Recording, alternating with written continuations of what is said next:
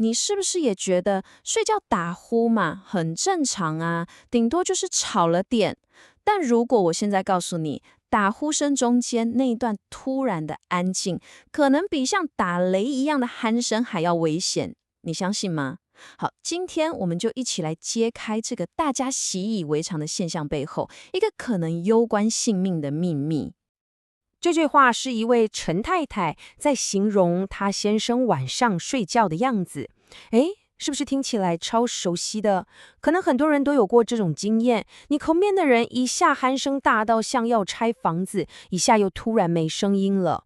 这种一下有声，一下没声的状况，其实就是我们今天故事的起点。所以，我们来想一下哦，到底哪一个比较危险？是那个吵到不行的鼾声，还是突然之间一点声音都没有的那个时刻？跟你说，这个问题的答案啊，可能会完完全全颠覆你对打呼这件事的看法哦。没错，所以说呢，打呼啊，它真的不只是噪音那么简单，它更有可能啊，是你的身体在跟你发出的一个求救讯号。就像我们一开始提到的陈先生，他那个时大时小的鼾声，就是一个很典型的警讯。还有另外一个例子哦，是一个叫小新的小朋友，才7、8岁，他上课都没办法专心，大家一直以为他是过动儿，结果搞了半天，才发现元凶竟然也是睡眠问题。你看，这个问题影响的范围真的不分男女老少。好，那接下来我们就要来解密了，那个最可怕的安静时刻，我们的身子里面到底发生了什么事？这个问题它有个医学名词，叫做睡眠呼吸中止症。听起来很专业，对不对？其实说穿了很简单，就是在你睡着的时候，你的呼吸道不知道为什么被塞住了，结果你就暂停呼吸了。OK， 你看哦，整个过程是这样子的。第一步，你睡着了，喉咙的肌肉变得太放松，就把呼吸道给堵住了。然后呢，你就停止呼吸了，而且会超过10秒哦。这时候，身体里的氧气就开始往下掉，你的大脑就哔哔哔响起警报，觉得不行，太危险了。它就会把你叫醒一下下，让你呵的一声，用力吸一大口气。那这个声音就是你听到的那个超大声的鼾声。可怕的是，你吸完气又要睡着，然后这个循环又来一次，一个晚上可能重复几十次，甚至上百次。你可能会想，这问题普遍吗？根据估计，大概每10个人里面就有一个有睡眠呼吸中止症。但是哦，医生都说这数字绝对是低估了。为什么？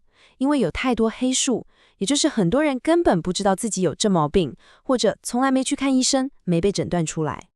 所以只是睡不好而已吗？才没那么简单，它带来的风险真的会远远超出你的想象。哇，你看这个图表，就知道有多严重。医学研究已经证明了，你每一次停止呼吸，你的心脏和血管都在承受超大的压力。你想想看，这样长期下来，得到高血压、心脏病还有糖尿病的几率，会是一般人的2倍甚至到5倍。这真的不是在开玩笑，是你每天晚上一点一滴在累积的生命危险。而且除了这些会致命的大病，它对你日常生活品质的影响也超大的。比方说白天一直想睡觉，精神超差，你想想看，这样开车是不是很危险？然后你会发现自己记性越来越不好，对另一半提不起劲，甚至会像陈先生那样晚上一直起来上厕所。这些啊，通通都是警讯哦。听到这里，你心里是不是毛毛的？开始想说，糟糕，那我会不会也是其中一个？好，别急，我们先来看看到底哪些人是风险比较高的族群。来，大家可以对照一下，如果你体重比较重，脖子看起来比较粗、比较短，或是下巴比较小，有点往后缩，那就要小心了。还有，如果你习惯睡前喝点酒，或是长期在吃安眠药，那风险也会比较高。总的来说，男生还有年纪大一点的长辈，因为肌肉比较容易松弛，也都是高危险群。好，那除了这些，还有没有什么更简单的方法，让你现在马上就可以在家里自己检查的？有的。来，现在就去找个镜子啊，把嘴巴张开。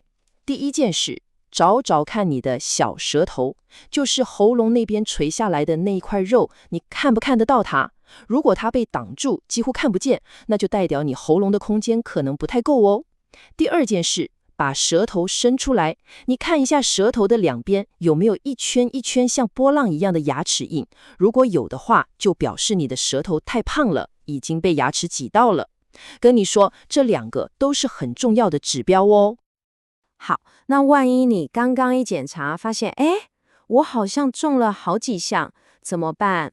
先不要慌张，接下来我们就来聊聊，到底有什么方法可以解决这个问题。但这边要先讲一个最重要的观念，这件事千万不能自己当医生，你一定要去医院做一个叫做睡眠多项式生理检查的东西，才能真正确定。而且大家要记得哦，到目前为止，没有任何一颗药吃了就可以治好睡眠呼吸中止症的哦。你看这张表，上面列了几种主要的治疗方法。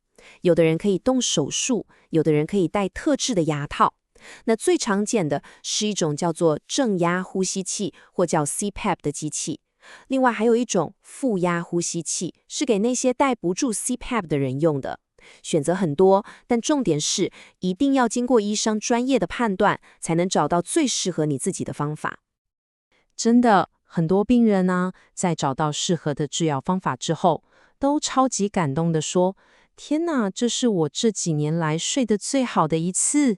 你想想，当你晚上睡觉，终于不会再一直被自己憋气吓醒，可以好好的一觉到天亮，那不止白天的精神变好，是整个人的健康都会跟着好起来。所以啊，从今天开始，当你在听到旁边的人或是你自己打呼打到一半突然没声音的时候，你真的要好好想一想，这个短暂的安静到底是让你耳根清净的幸福时光，还是你的身体正在发出一个你再也不能假装没听到的求救信号？